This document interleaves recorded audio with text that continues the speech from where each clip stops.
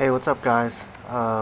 We're at Beaver Ranch Mountain Course today, and on UDisc it's showing #1 course, mountain course that is. And funny enough, this is my first course that I've filmed outside of Texas, so it's gonna be a fun one. Thank you, Jared, for getting all this footage for me. And for the most part, I'm gonna be playing the blue tees, which is like in the middle of difficulty level. On each of the T signs you'll see the distance and the elevation of the basket, which is really cool. Yeah, it's kind of hard to read some of them, but majority of them, they're going to be around 8,200 feet. So we're up there, and I'm throwing some lightweight flippy discs, and it's tough figuring all that out. Now obviously there's so many more factors for a disc golfer that's used to playing at sea level to go to a new course at 8,000 feet and kind of play a good round. As you see me get that birdie on the wrong basket at hole 2, which blue basket was in a fairly simple spot just to the left. That's my Discmania genius, just not getting that turn. What the heck? And that ringer just too high.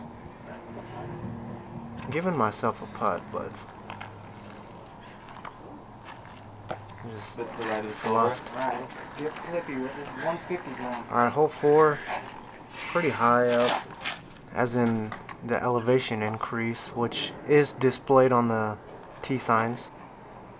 And it's probably plus 50 on this one. We're climbing. I'm tired. Jared's tired. I'm hitting trees. I'm trying to say bogey here, and it's not gonna happen. How many? 5. That's how many trees Steven's gonna hit this time. We got Jared believing in me right there, and I'm trying to prove him wrong. And we're at 1. That's 1 tree. Parked for the short position. And just 1 tree is not bad. If I can make this putt, he'll walk away in shame. Yes. It feels good to get back on that par frame. Hole 6, just pretty straightforward. You just don't want to turn it over because the mountain is sloping to the right. So I go somewhat stable, which at sea level that disc is rolling. And that's a bird to get me to back to +1. Alright, 7, you see the tee at 8,320 feet.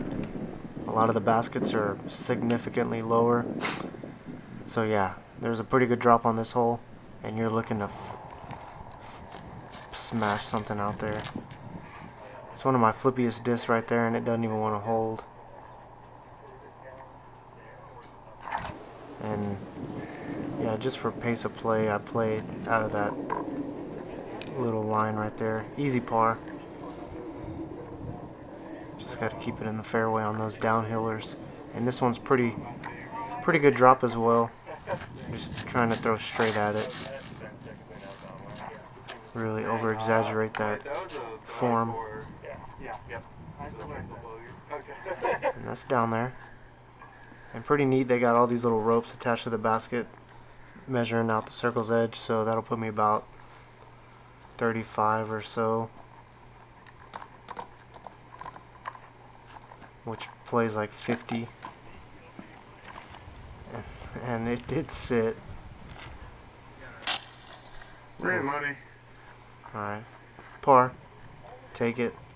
And there's Boots, good friend. Play the last hole with him. Alright, hole 9.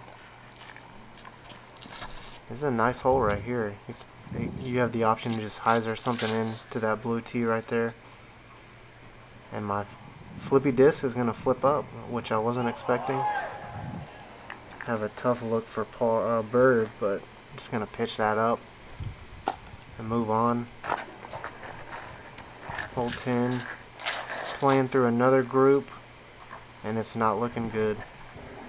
Yeah, we were there on a Saturday, and we did sign up for a tee time, which will save you a couple dollars. And my goodness, I'm never going back there on a weekend. There are people on every hole, maybe more. So yeah, if I ever go back, it'll be on a weekday.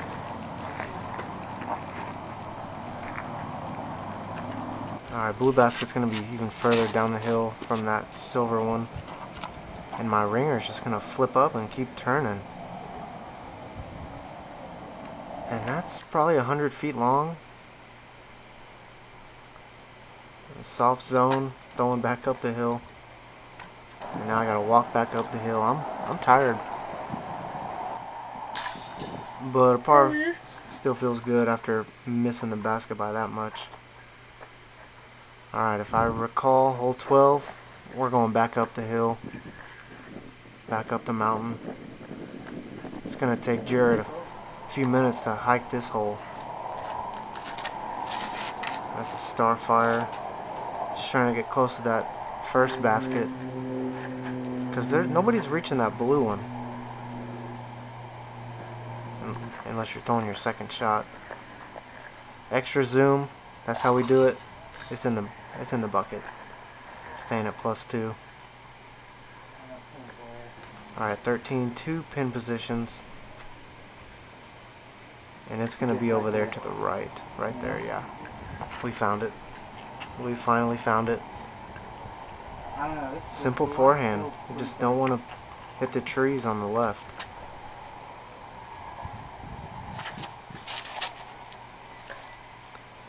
Oh, goodbye.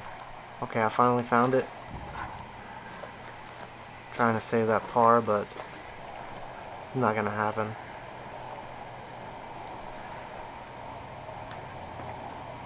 Alright. Putting me back at +3. I think by this point, though, we were playing at a pretty good pace with nobody in front of us, so that was nice. But yeah, some of those holes, there were some pretty good backups. And at this point, I'm not even going to go try to find where the basket is. I just know it's over there to the left. Trying to get halfway on the hill, and then I see the basket. Give it a half bid. And connect on the par. Nice mountain shot. Hole 15. This is definitely one of the birdieable ones. You see it right there in front of me. You just don't want to turn it over into those trees on the right.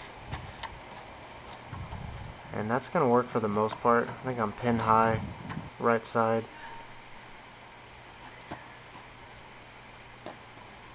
I wanted it. +3. I'll take it. Shout out to Trav D, one of my friends on UDisc. He has beaten me at this course. It's always fun to check out some of your friends' scores at courses that are far away from home. Gonna miss all the trees there and flash chains. Just the basket was behind those trees, you couldn't see it. I'm gonna skip long. And another par. Alright, 17, another forehand. Never thrown so many forehands in my life.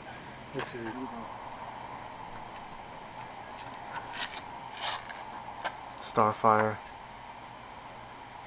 That might have been a good tree. I don't know. It was fading hard.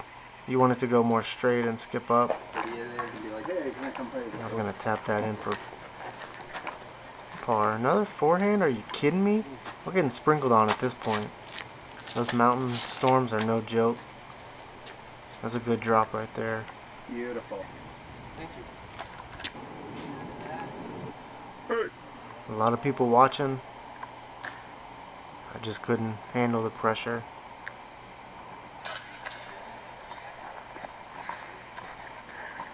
Time. Alright, there's 21 holes. So, buckle up. I'm going up the hill again. You already know that means I'm playing for par. You see some of the sprinkles going on. Yep. Ringer shot. Trying to figure out that footing. Get pulled. get pressured. Get the par. Staying at +3. Tractor guy approves. Alright, hole 20. We're still going up the hill. That rain's coming down good now.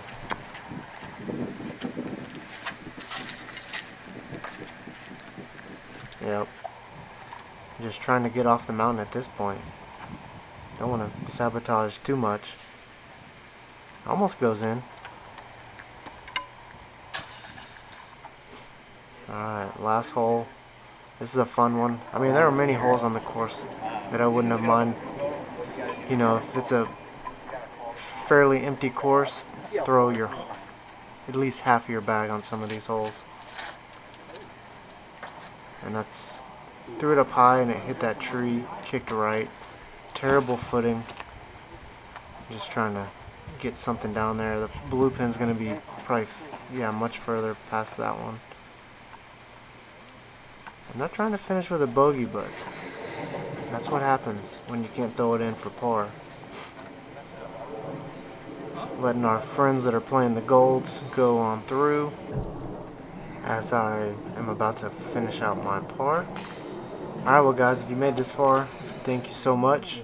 Can't wait to go back and play some more Colorado courses. Thank y'all.